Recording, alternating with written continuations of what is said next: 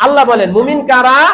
যারা আমি আল্লাহ তাদেরকে দুনিয়ার মধ্যে যে সম্পদ দিচ্ছি এই সম্পদ থেকে দান করে, তার থেকে না, তার সম্পদ থেকে না। আল্লাহ বলতেছেন বান্দা তুমি যে দান করো এই সম্পদটা আমি দিছি। ও ভাই কথা ঠিক না বেঠিক?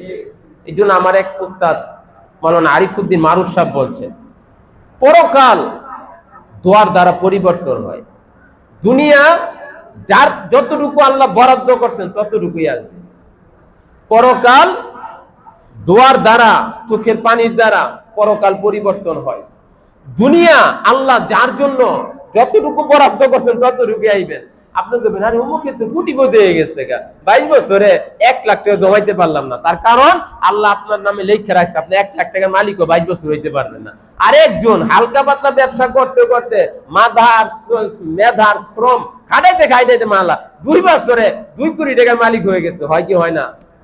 এই জন্য মুহতারাম হাজিরিন, অডেল সম্পত্তির মালিক হওয়া, দুনিয়াতে ধনী হওয়া আর দুনিয়াতে গরিব হওয়া, এটা কে রাখছেন? ও ভাই বলেন কে রাখছেন?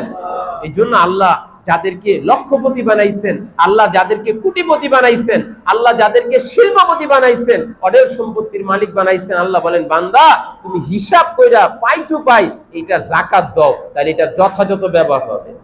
এই জন্য মুহতারাম হাজিরিন, প্রত্যেক রমজান মাসে দ্বিতীয় জুমায়, প্রথম জুমায় একটা যাকাতের আলোচনা হয়। কেন হয়? অনেক ভাই ঘুমাই গেছে, অনেক ভাই কিন্তু গত বছর থেকে এই বছর পর্যন্ত যাকাতের হিসাব করে না, আছে কি নাই? ও ভাই গত বছর থেকে এই বছর পর্যন্ত অনেকে যাকাতের হিসাব করে না। হ্যাঁ কয় আমি হিসাব করলে তো আমার 1 কোটি টাকা থেকে 2.5 লাখ দিতে হবে, 1 লাখ থেকে 2.5 টাকা দিতে হবে। তোর হিসাব দরকারটা কি? 6-9 করে রাখে। আল্লাহকে বান্দা তুই যে কত টাকা কামাইছ তুই ভুইলা গেছ, আমার আইনে কিন্তু তোর প্রত্যেকটা টাকার হিসাব আমি রেখে রাখছি। কথা ঠিক না বেঠিক? বান্দা তুই যে কত টাকা কামাইছ ভুইলা গেছ, আমি কিন্তু তোর প্রতিটা টাকার ইনকামের প্রতিটা টাকার আমি তোর ডকুমেন্ট দিতে পারবো। তুই 22 বছর আর 40 বছর কত কামাইছ আর কয় টাকা যাকাত দিছ আমি তোর লেখা লেখা দিমু, তুই কিন্তু যাকাত দেস নাই। এই জন্য ভাই মানসিক ভাই নিজেরে তৈরি করেন। দরকার কি দরকার না? দরকার। এই জন্য যে লক্ষ টাকার মালিক তার হিসাব করতে হবে, যে কোটিপতি তার হিসাব করতে হবে। আপনি হিসাব করছেন, আপনি নেশাব পরিমাণ মালের মালিক না, দেওয়া নাই, দরকার নাই, আপনার গুনাহ হবে না। ও ভাই যাকাত আর হজ ধনীর উপর। দেখেন ইসলামের 5টা যে ভিত্তি, কয়টা ভিত্তি? 5টা। এই যাকাত আর হজ ধনীর সাথে সংশ্লিষ্ট। এই যাকাত আর হজের ব্যাপারে কাল কিয়ামতের মাঠে গরিবদেরকে আল্লাহ জিজ্ঞাসাই করবেন না।